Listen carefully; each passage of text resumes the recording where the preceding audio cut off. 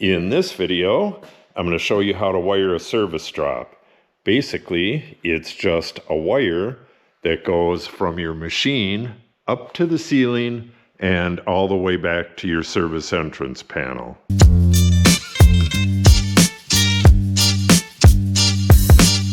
The very simplest, and I've seen it done like that before, is to have an extension cord from wherever your wire ends up, have an extension cord going up and through a hook, just an eye hook into the ceiling, put a couple of the eye hooks and have it go over to an outlet on the wall, and from there it would have to go to the box somehow.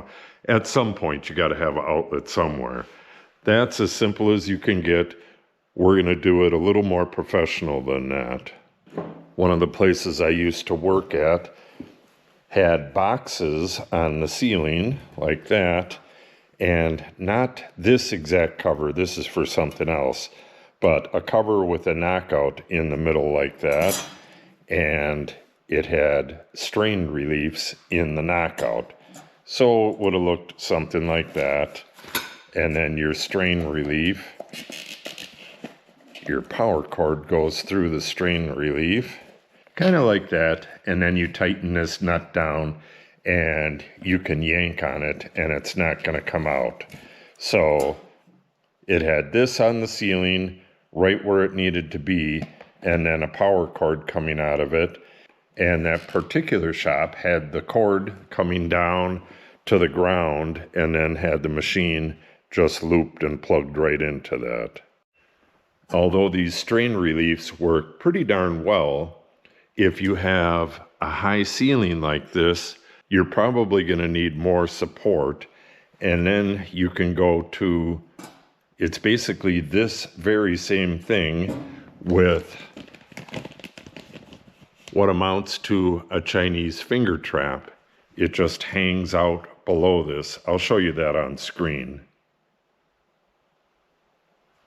The combination of these two provides a whole lot more support for your heavy cable that's going down to the ground.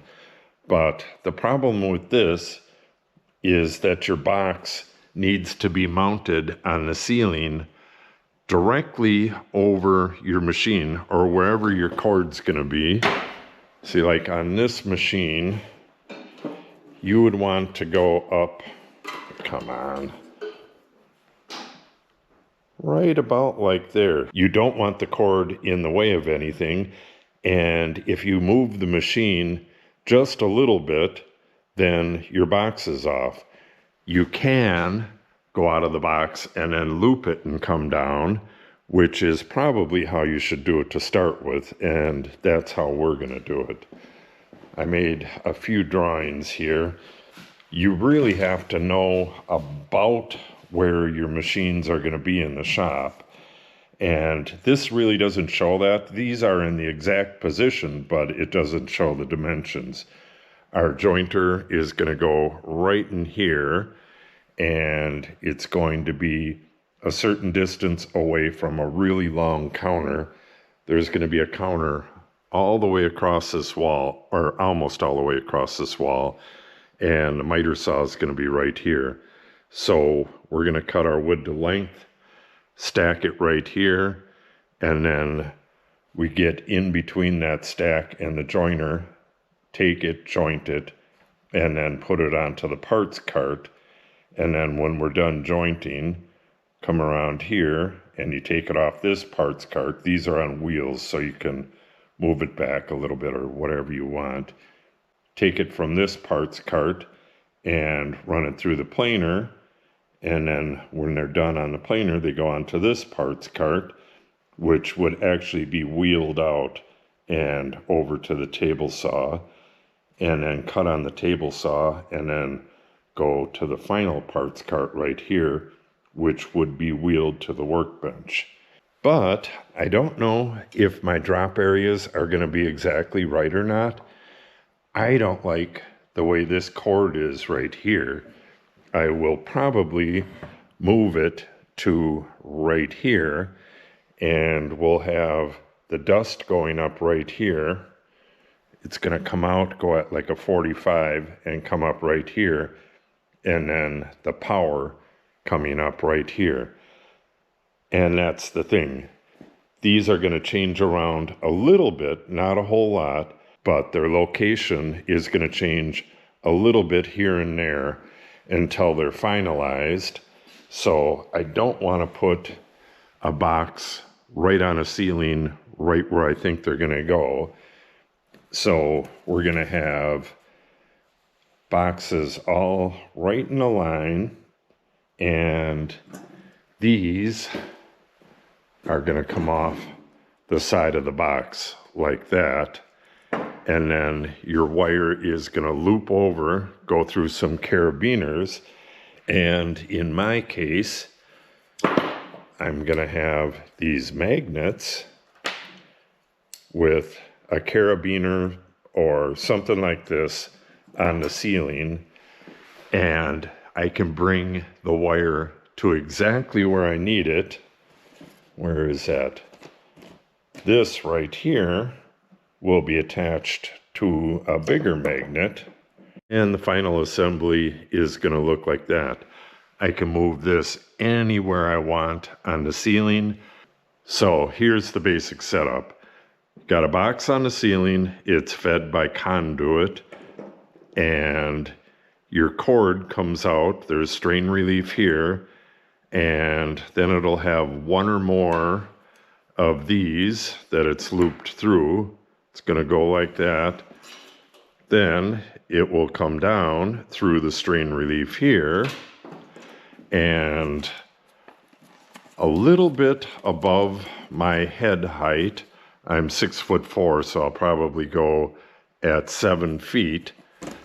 There's going to be an outlet, and the cord for the machine will be plugged into that. So you have multiple layers of strain relief.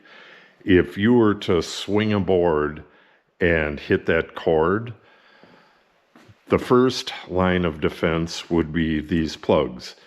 Well, actually, it wouldn't be this plug, but at any rate, the first line of defense would be the plugs. Hopefully, it would unplug.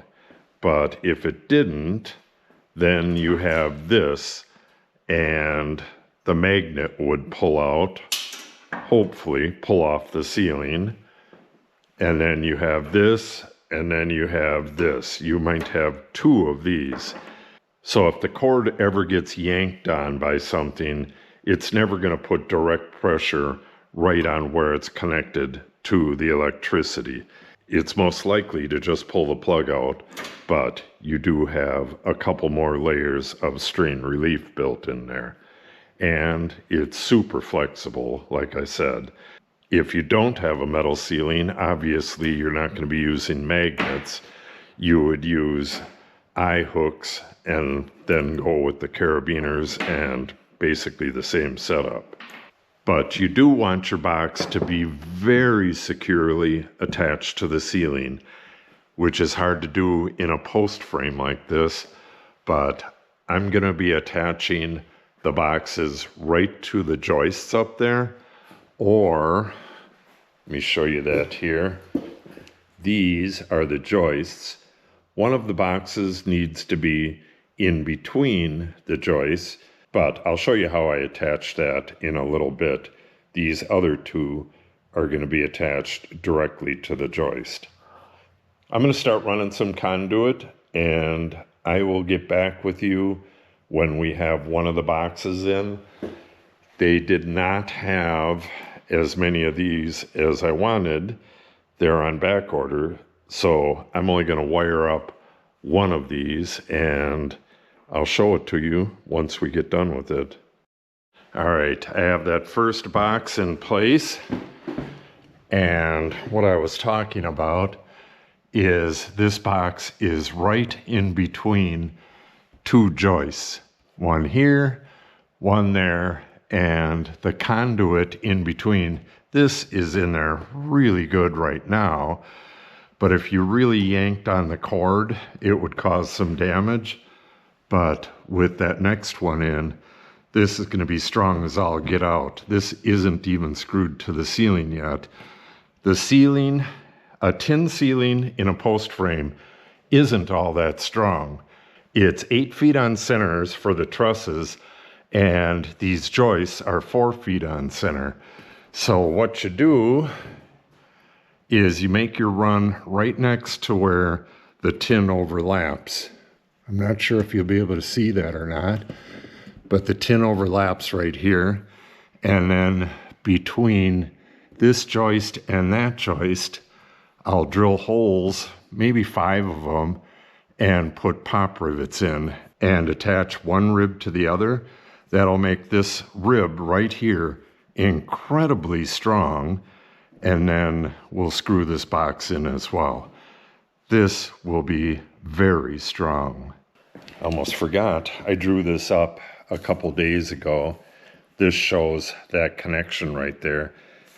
It makes that rib very strong, and without that, you just have 2 separate ribs. This panel right here, the top one, could just rip right off real easy. And with these stitched together, you would have to rip both panels off, and you get more than double the strength of that rib, so it stiffens everything up. So that's that. There are tons of different ways to do this. I've seen it done really poorly, and I've seen it done really well. The one thing that's key, I guess, is to have, oh, now where is it? Is to have one of those socks, some kind of strain relief, because you don't want your cord just going through a carabiner and then dropping down to the machine, because it's going to wiggle and it's eventually going to cut into that, and it's going to ruin the wire, and you may have a big old spark. Okay. Let me get this next chunk of pipe in here. That'll bring me all the way over to here. That box will be connected right to the joist. And then I'll have to move some stuff, but I want to move the jointer over where it's going to go so that I can get the drop location for this one. Yeah, this is pretty exciting. Let me get this next one in, and I'll get back with you after that. I might as well show you this too. This is the next box, ready to go up on the ceiling. The boxes are mounted right on this rib right here, this shallow rib.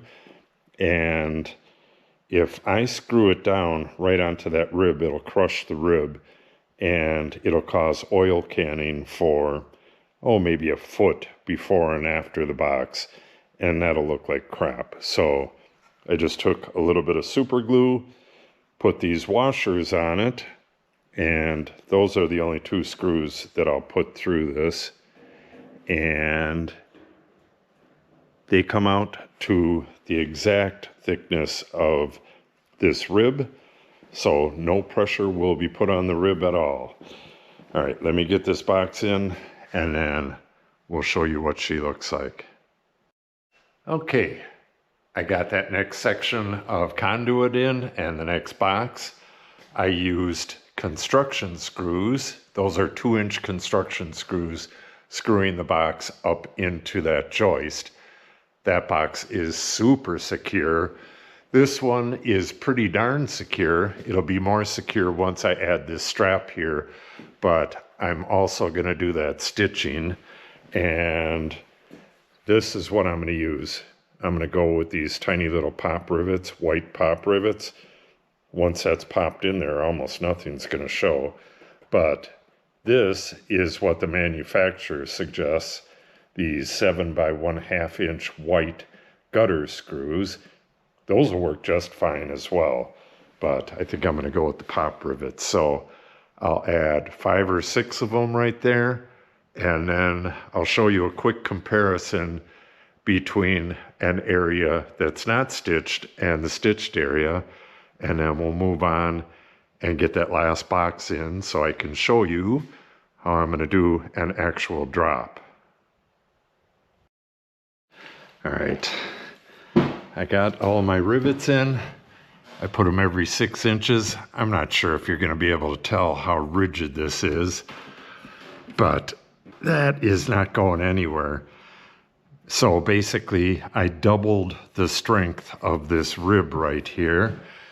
And then we got a double bracket right there, double bracket right there, and 2 big old screws up into the joist over there. So this thing is incredibly strong, but I don't think any stress is ever going to get to these boxes because we're coming out of the box and then possibly 2 loops with magnets and then the magnet for the drop.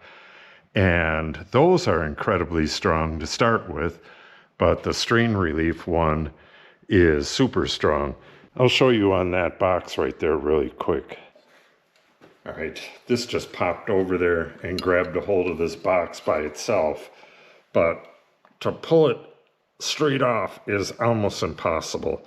You would have to peel it from an angle, and either way, I don't care if it does either of them, because there'll be another loop after that. So it would take a whole lot of stress on the cord to do that, and there's going to be an outlet in the middle. It'll just unplug itself. So let's get our next box in. All right, I left off on this video 17 days ago. I had to do a bunch of stuff because I had to give the scaffolding back. I got this conduit in for the lights, and I put the lights in. This is wired up temporarily. It goes over to this cord right here, but I got rid of all these extension cords on the floor, and now I have a lot of extra light, and it's hooked up to the remote. But back to this. I came back after like 2 weeks, and I was going to finish this up, but I found out that I had the wrong strain relief. This is the next size down. This is the one that I need. So we'll get this cord through the strain relief. I'm going to have to hook it up to the magnet, and I'm going to stick the magnet to the back of that and measure out about 5 feet of cord, and then we'll go stick it on the ceiling.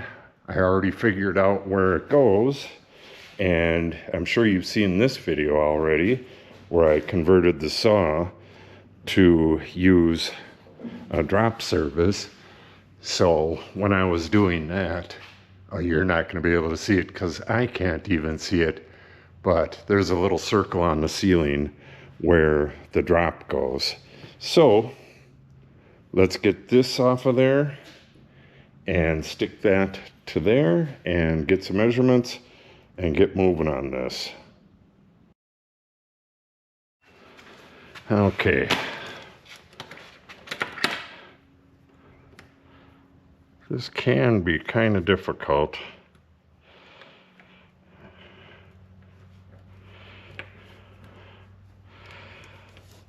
Like a Chinese finger trap. It's pretty much one directional. You can get it back out again, but it's not easy. All right, so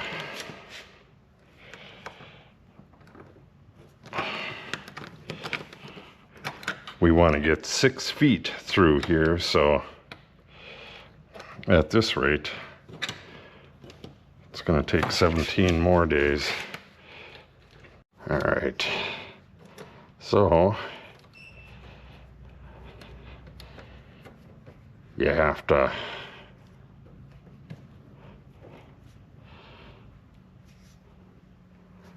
push the mesh up so that it's not gripping your cord, and then push your cord through at the same time.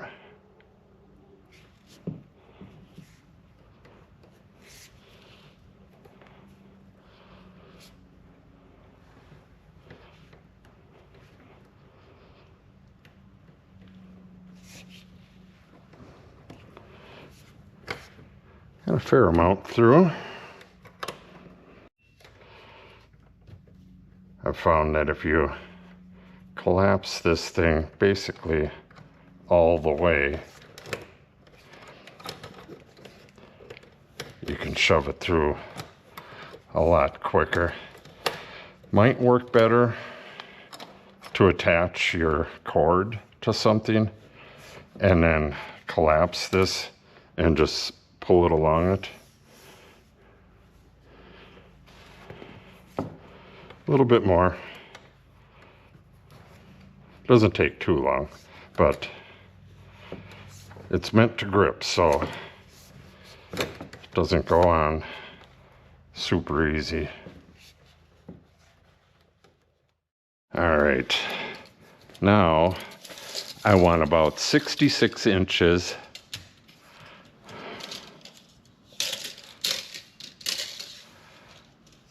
from the ceiling to the plug.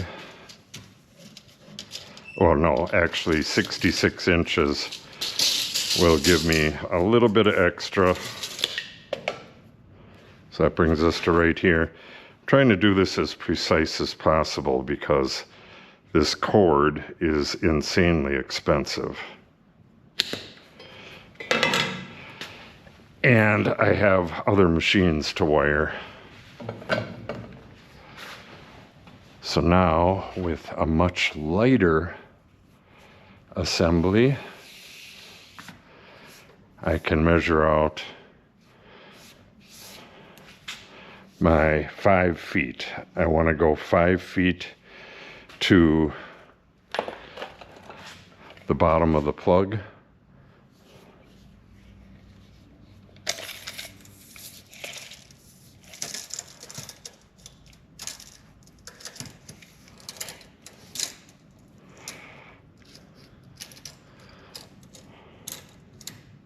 Okay.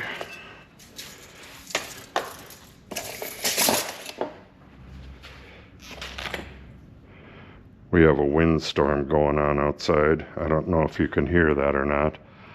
All right, this is my 5 feet. Now, let me get the plug on here. Won't waste your time with that. All right. Yeah, this thing is pretty heavy.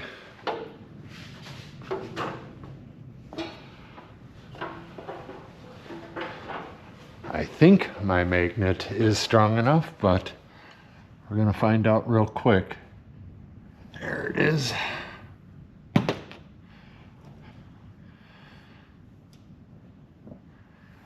right.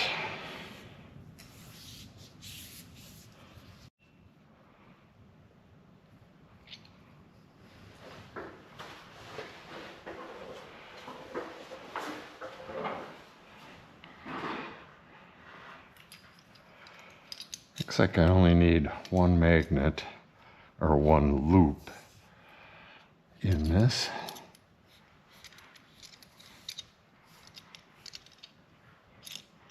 I can always put another one in there, but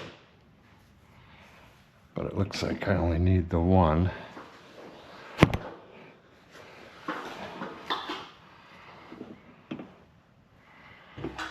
Yeah.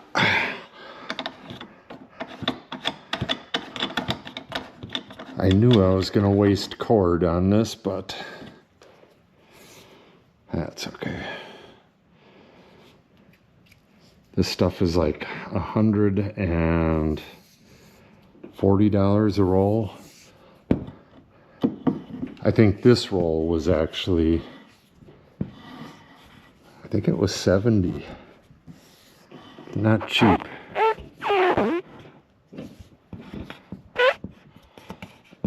I'm bumping the ceiling with this camera.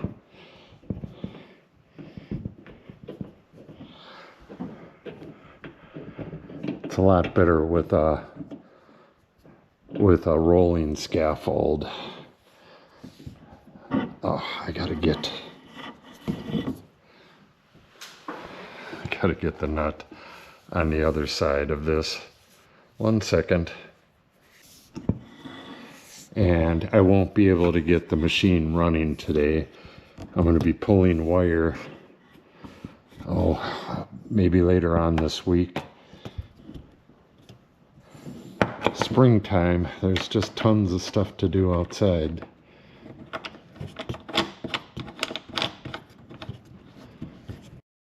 Okay, that's it.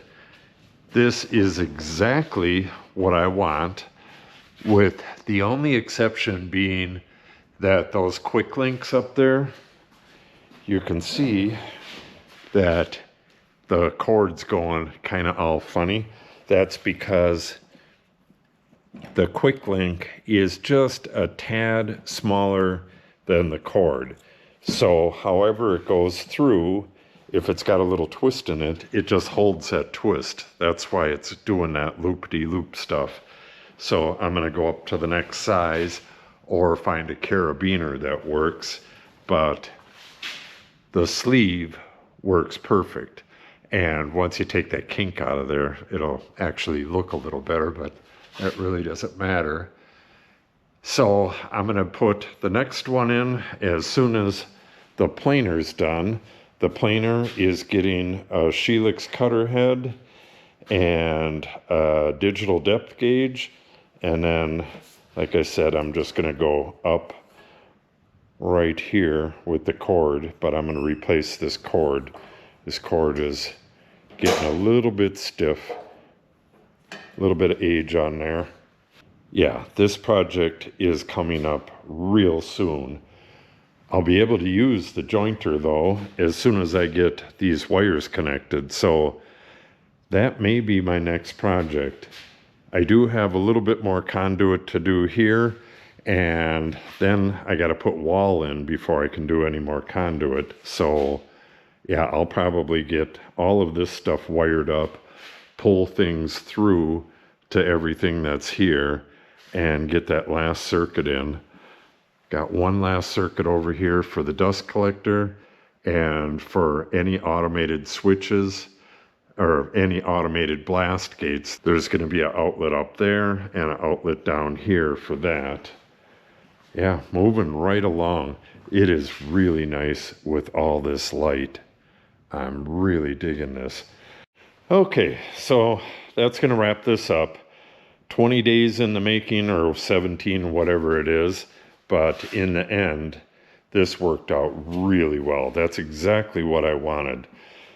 I can get a cart right in here, then a space, and then the planer is going to be right in line with the door. There's a provision for putting this in line with the door too, but I don't think I'm ever going to have anything that'll be long enough to need to aim this through the door. That's a good 15, 16 feet. I don't think I'm going to have anything that long in here. And this is aimed towards that door. So, yeah, I don't think we'll ever need that. And then the table saw is aimed towards the door. So I can open the door for anything really long on most of this stuff. Good, good, good. Okay, I will see you in the next video.